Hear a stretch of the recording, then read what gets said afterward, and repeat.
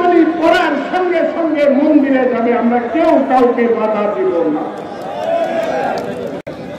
সারা বাংলাদেশে শীতকালে বসন্তকালে ওয়াজ মাহফিল হবে, ওয়াজ মাহফিল হবে,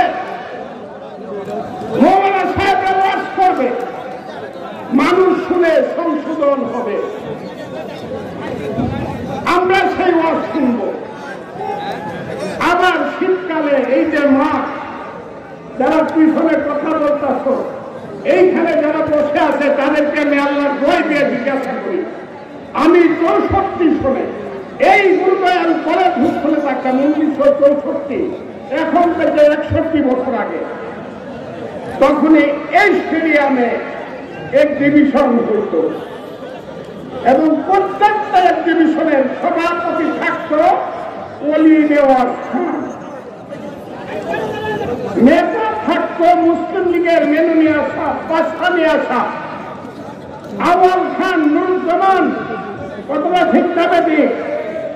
সেই মুসলিম লীগের সময় এখানে এক্সিবিশন হয়েছে, সারা রাত এইখানে গান হচ্ছে, যাত্রা গান। 64, 65, 66, 67, 69 পর্যন্ত মুসলিম লীগের শাসন। এইখানে গান হয়েছে, মুদের বাড়ির দক্ষিণ পাশে গো ও দাইমা কিসের বাদ্য বাজে গো আমার তাই না তাই, শুনছেন? শুনেন নাই বাংলার যুবকেরা? হ্যাঁ, মা মাটি মানুষ যাত্রা গান দেখেন নাই, নাটক দেখেন নাই, গান শুনেন নাই? কিশোরগঞ্জে অখিল ঠাকুর গায়ক, আমার কান্তের কলসি গিয়াছে বাসি, মাঝিরে তোর নৌকার ঢেউ লাগিয়া, গান শুনেন নাই কিশোরগঞ্জের মানুষ?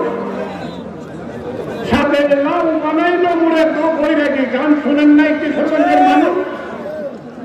একদিকে ধর্ম পালন করবো, মনের বিকাশের জন্য গান শুনবো, কবিতা পড়বো, নাটক হবে, সব হবে। আমরা কেউ কাউকে বাধা দিব না। যেমন শত ফুল না ফুটলে বাগান হয় না, শত ধরনের ধর্ম এবং মানুষ এবং সংস্কৃতি না থাকলে একটা দেশের মানুষের বাগান হয় না বন্ধু।